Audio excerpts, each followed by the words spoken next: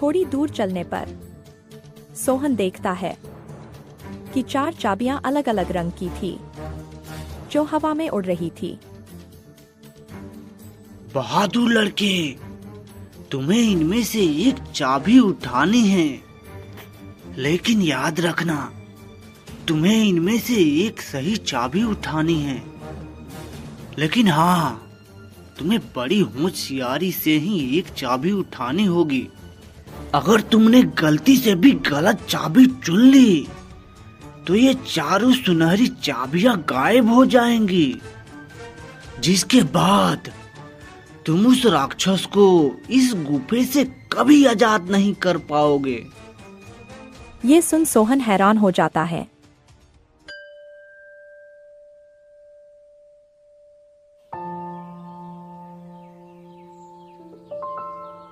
धोपुरा नाम के एक छोटे से गांव में एक बहुत ही सुंदर बाग था, लेकिन कोई भी गांव वाला उस सुंदर बाग में जाने से डरा करता था। उनका मानना था कि अक्सर बाग के उस पार वाली गुफा के अंदर से किसी राक्षस की आवाजें आती है, जो कि आते जाते लोगों को आवाज देता है, जिससे गांव वाले बहुत डरा करते थे।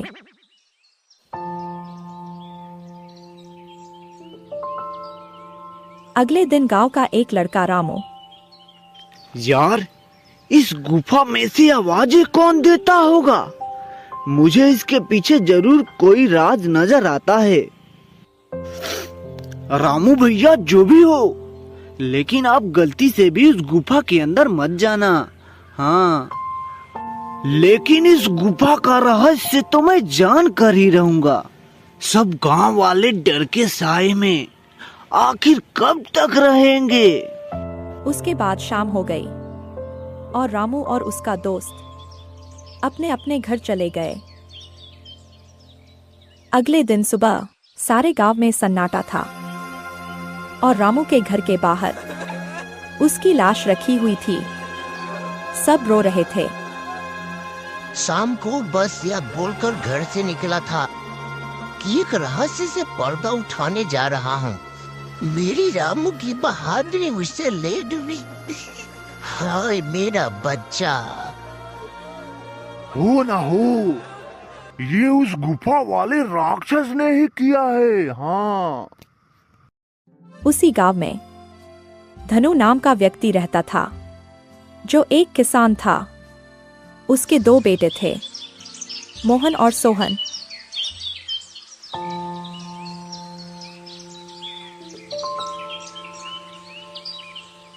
बहुत दिन हो गए हैं, चलो आज हम लोग गांव के बाग में चलते हैं। न जाने क्यों बाबूजी हमें उस बाग में जाने से मना करते हैं। इस पूरे गांव में एक वही तो जगह है जहाँ कितने मीठे मीठे फल होते हैं। हाँ सोहन, वह बाग सच में बहुत सुंदर है और उसमें बहुत मीठे मीठे फल भी होते हैं, लेकिन बाबूजी हमें वहाँ जाने ही नहीं देते हैं। वह कहते हैं कि गांव के बाग के उस पार एक गुफा है जो कि बहुत ही भयानक है और सही भी है। गांव के रामू भैया की मौत के बाद वह गुफा तो और भी डरावना लगने लगा है। अरे मोहन, यह सब झूठी बातें हैं। मुझे नहीं लगता वहाँ ऐसा कुछ है। अगर सच में वहाँ कोई राक्षस होता तो क्या गांव वालों के सामने नहीं आता? और वैसे भी गांव वालों ने उस राक्षस को कभी देखा नहीं, बस उसकी आवाजें सुनी है। बोल तो तुम सही रहे हो सोहन, मुझे भी लगता है कि वहाँ कुछ नहीं है।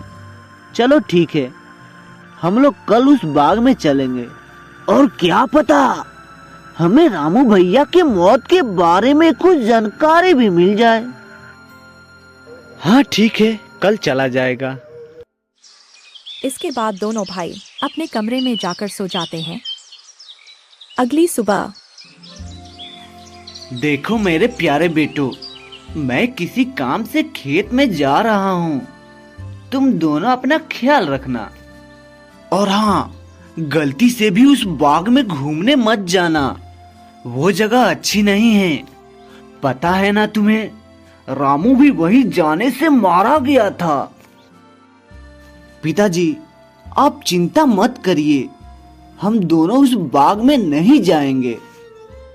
इसके बाद उनका पिता वहां से चला जाता है और अपने पिता के जाते ही दोनों भाई उस बाग की तरफ जाने लगते हैं।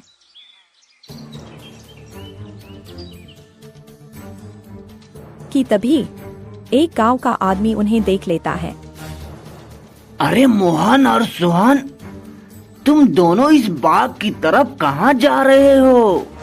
क्या तुम्हें नहीं पता कि बाग के उस तरफ एक गुफा है जो कि बहुत ही डरावना है। वहां से अक्सर किसी राक्षस की आवाजें आती रहती है। अरे काका, हम लोग बस यहीं बाग में जा रहे हैं, कुछ फल तोड़कर वापस आ जाएंगे। चलो ठीक है बच्चों, पर तुम लोग शाम होने से पहले लौट आना। हाँ अच्छा ठीक है, अब मैं चलता हूँ। इसके बाद वो आदमी वहां से चला जाता है। हाँ, मुझे तो बहुत डर लग रहा है। अब मैं इसके आगे एक कदम भी नहीं जाऊंगा। तुम्हें जाना है तो जाओ। अच्छा ठीक है, फिर तुम मेरा यहीं पे इंतजार करना। मैं सच जानना चाहता हूँ कि क्या वाकई में वो आवाज राक्षस की है कि नहीं, इसलिए मैं तो गुफा के अंदर जा रहा हूँ। इसके बाद सोहन अकेले ही आगे बढ़ता है। वह थोड़ी दूर ही पहुंचा होगा, तभी अचानक सोहन ने देखा कि एक अजीब सा दिखने वाला इंसान उसकी तरफ तेजी से बढ़ता आ रहा था और सोहन के पास आकर खड़ा हो गया। यह देखकर सोहन बुरी तरह से डर गया। अरे, यह विचित्र मनुष्य कौन है जिसका सर तो एक शेर का है और धड़ इंसानों का? सावधान, इससे आगे बढ़ने की कोशिश भी मत करना, वरना तुम्हें अपने जान से भी हाथ धोना पड़ सकता है। देखो, मैं उनमें से नहीं हूँ जो तुम्हें देखकर डर जाए। मैं अपने लक्ष्य के लिए आया हूँ और मुझे कोई भी रोक नहीं सकता है। अब मेरे रास्ते से हट जाओ, वरना अंजाम अच्छा नहीं होगा। सोहन की चेतावनी सुनकर विचित्र मानव गुस्से से बोला, तुम बात को समझ नहीं रहे। इस गुफा में जाने से तुम्हारी जान भी जा सकती है और मुझे समझना भी नहीं। मुझे तो बस इस गुफे का रहस्य सुलझाना है। और हाँ, अगर अब तुमने मुझे रोकने की कोशिश भी की तो परिणाम भुगतने के लिए तैयार हो जाना। इतना बोलकर सोहन वहां से भाग गया और गुफा में अंदर प्रवेश कर गया। जैसे ही वह अंदर जाता है, एक बहुत बड़ी आकृति उसे नजर आती है जो देखने में बहुत ही डरावना होता है। आओ लड़के, तुम्हारा इस जादुई गुफा में स्वागत है। मैं कई वर्षों से गुफा के बाहर आते जाते लोगों को आवाजें लगाता हूँ, फिर सारे गांव वाले उस आवाज को सुनकर भाग जाते हैं। कोई भी गांव वाला इस गुफा में आने की हिम्मत नहीं कर पाता, लेकिन तुम एक बहुत ही बहादुर लड़के हो जो कि इस गुफा में अकेले ही चले आए। लेकिन तुम मुझे दिखाई क्यों नहीं दे रहे हो? क्या तुम किसी को दिखाई नहीं दे सकते हो? नहीं, इस वक्त मैं तुम्हें दिखाई नहीं दे सकता, क्योंकि मैं इस राक्षस की परछाई हूँ। वो राक्षस तो इस गुफे के तहखानों में कई वर्षों से कैद है। कैद? तो तुम मुझे बताओ, क्या उस राक्षस को इस गुफा के तहखाने से रिहा करने का कोई उपाय नहीं है? मार्ग है लड़के, और तुम उस मार्ग तक पहुंच भी सकते हो, लेकिन इसके लिए तुम्हें इस गुफा के तहखाने में भीतर उस राक्षस के पास जाना होगा। वही राक्षस तुम्हें उसकी मुक्ति का राज बताएगा। जिसके बाद सोहन गुफा में अंदर जाने लगता है। जैसे ही सोहन तहखाना के अंदर जाता है तो उसे एक आग जलती हुई दिखाई देती है।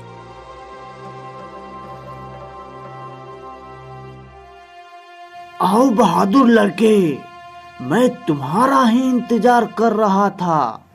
मैं जानता हूँ कि तुम ही मुझे इस गुफा के तहखाने से रिहा कर सकते हो। तुम्हारा इस गुफे में स्वागत है। मैं तुम्हें देखना चाहता हूँ, तुम मेरे सामने आओ। कि तभी अचानक से वह राक्षस के सामने आता है, जो बहुत ही डरावना होता है, जिसे देखकर सोहन थोड़ा डर जाता है। देखो, तुम डरो मत लड़के, मैं तुम्हें कुछ नहीं करूंगा। मैं जानता हूँ कि तुम मेरी मदद करने आए हो, लेकिन एक बार फिर सोच लो, क्योंकि मुझे यहाँ से रिहा करना इतना आसान काम नहीं है। लेकिन मैं तुम्हारी मदद कैसे कर सकता हूँ, और तुम यहाँ कैसे कैद हुए? बताता हूँ। बहुत साल पहले इस गुफा में एक मानव रहता था। वो बहुत ही गरीब था। वो गुफा के बाहर वाले बाग से फल तोड़ा करता था और उन्हें ही खाया करता था। उन्हीं फलों के बीच एक रहस्यमयी फल भी था, जो कि बहुत ही चमकदार था, जिस पर मेरी नजर थी। वो फल मेरी उम्र 100 साल और बढ़ा सकता था, लेकिन मैं इस फल को तब तक नहीं खा सकता था जब तक कोई इंसान उस फल को पेड़ से तोड़ ना ले। फिर एक दिन वो इंसान उस चमकदार फल को उस पेड़ से तोड़कर इस गुफे में आया।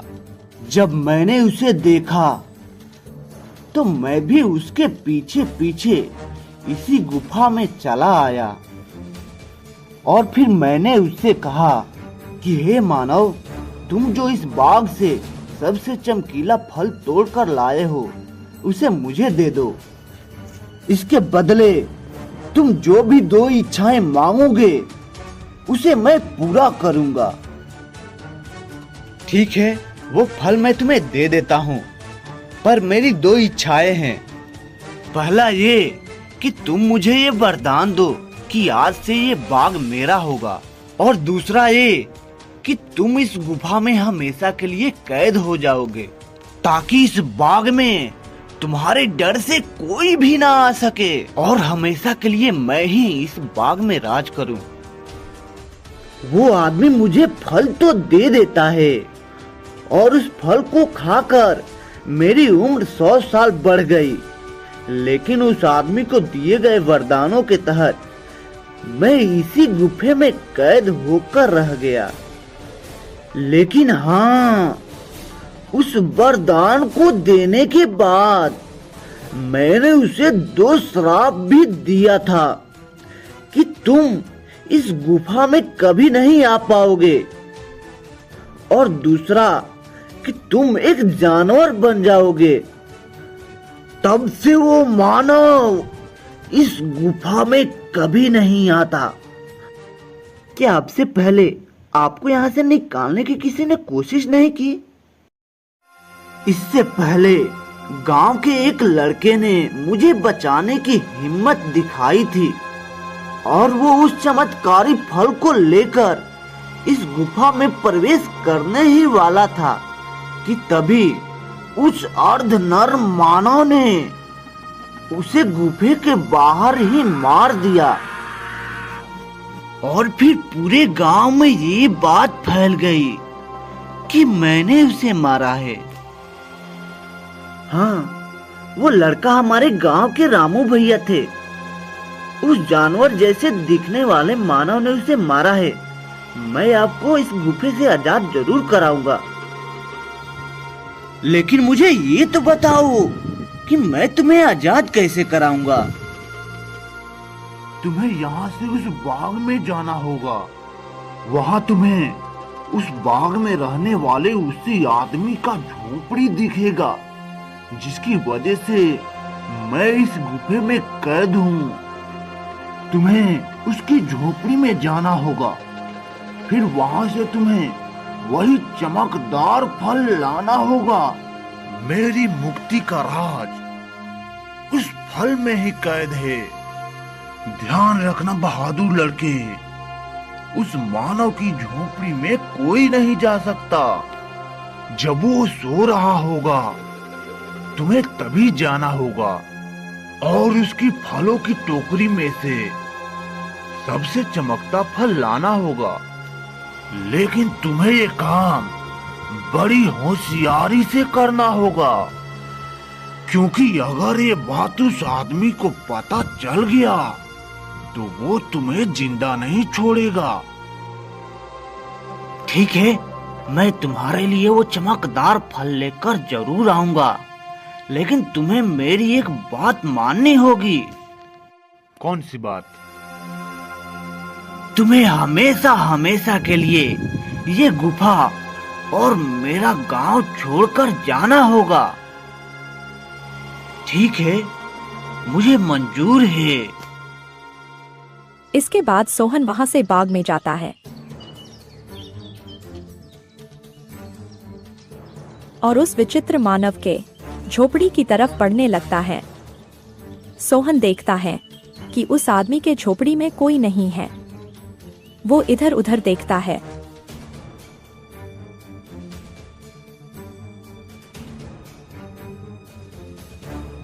और उस विचित्र आदमी के झोपड़ी की तरफ बढ़ने लगता है। सोहन अंदर जाकर देखता है कि बहुत सारे फल उस आदमी के झोपड़ी में रखे हैं। अरे, यहाँ तो कितने सारे फल हैं, लेकिन इन फलों में से कोई भी सबसे ज्यादा नहीं चमक रहा है। तभी अचानक सोहन देखता है कि वही आदमी अपनी झोपड़ी के तरफ आ रहा है। ये देखते ही सोहन दरवाजे के पीछे छिप जाता है। वो आदमी अपने झोपड़ी में आता है और पास के चारपाई पर लेटकर सो जाता है। ये देखकर थोड़ी देर बाद सोहन बाहर आता है और उन फलों की टोकरी में से सबसे चमकदार फल ढूंढने लगता है। लगता है यही वो चमकदार फल है। मुझे जल्दी से ये लेकर उस राक्षस के पास जाना होगा। और फिर वो वहां से जाने लगता है। तभी उसके पैरों की आवाज सुनकर वह विचित्र मानव जग जाता है। रुको लड़के, तुम मेरा जादुई फल लेकर कहाँ जा रहे हो? तुम मेरा मुझे जादुई फल वापस कर दो, वरना मैं तुम्हें यहाँ से बाहर नहीं जाने दूंगा। सोहन ये सुनकर डर जाता है। मुझे ये फल ले जाने दो काका। मैं इस फल को उस राक्षस को देकर उसे उस गुफा से रिहा कर देना चाहता हूँ, ताकि फिर बिना डरे गांव वाले इस बाग में आ जा सके। मुझे ये फल लेकर जाने दो काका। क्या कहा लड़के? तुम मेरी कई सालों की मेहनत पर पानी फेर देना चाहते हो? उस राक्षस के उस गुफा से रिहा होते ही ये सारे गांव वाले मुझे यहाँ से निकाल देंगे।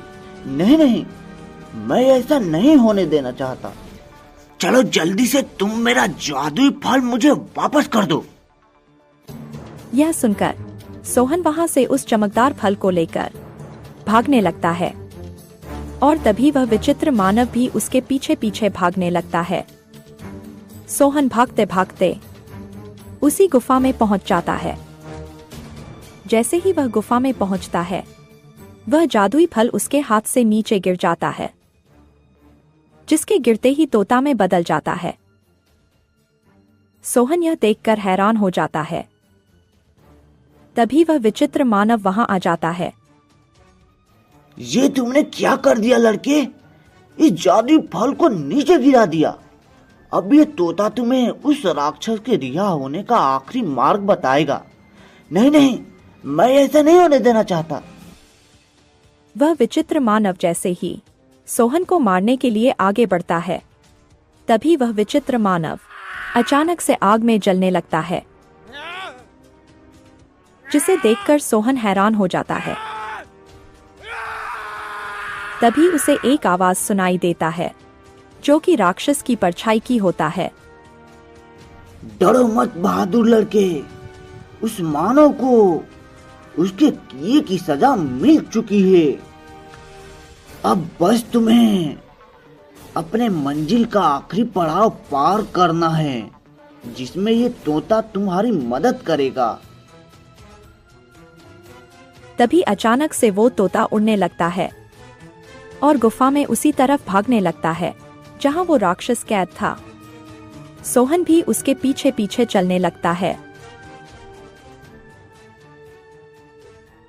थोड़ी दूर चलने पर सोहन देखता है कि 4 चाबियां अलग अलग रंग की थी, जो हवा में उड़ रही थी। तभी तोता बोला, बहादुर लड़के, तुम्हें इनमें से एक चाबी उठानी है, लेकिन याद रखना, तुम्हें इनमें से एक सही चाबी उठानी है।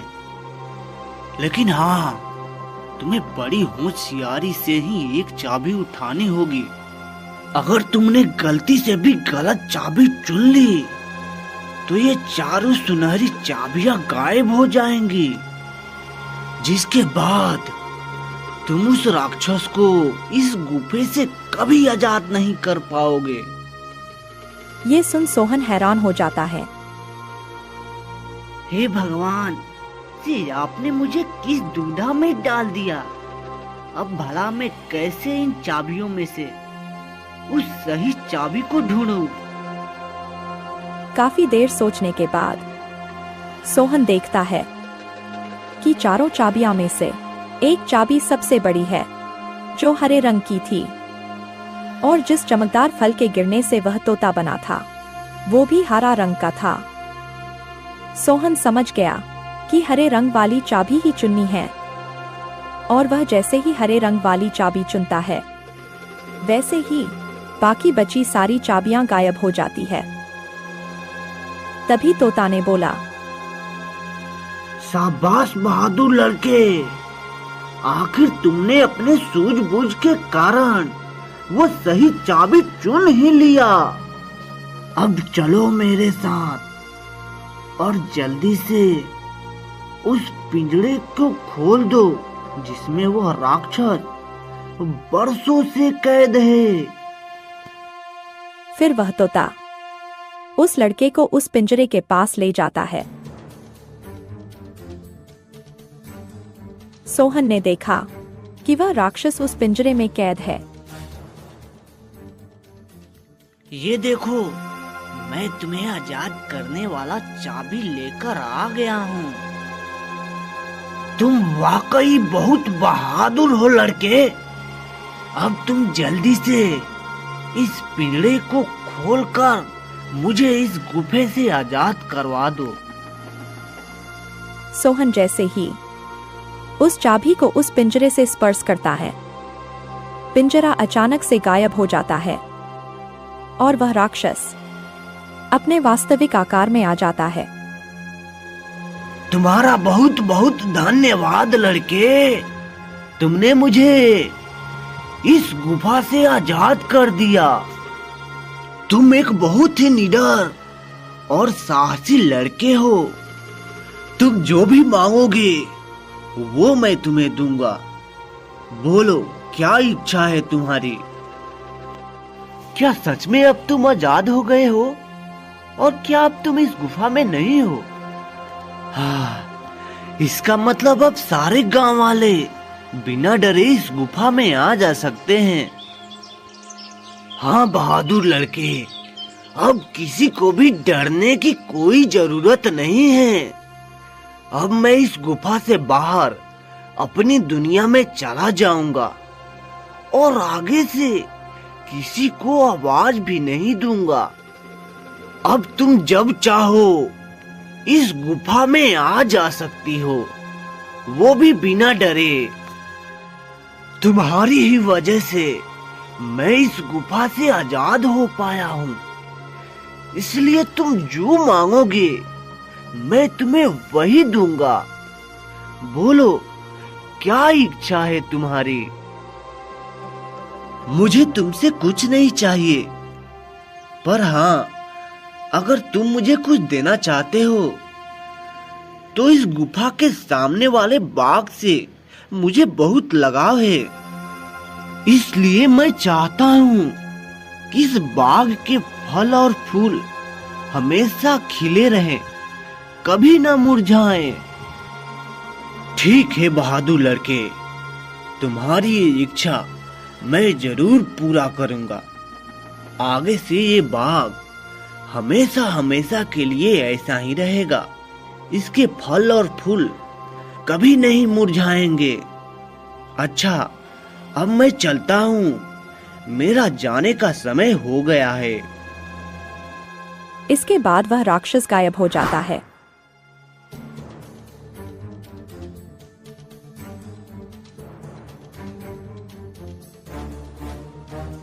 और सोहन गुफा से बाहर आता है। तभी वह देखता है कि सारे गांव वाले गुफा के द्वार पर खड़े हैं।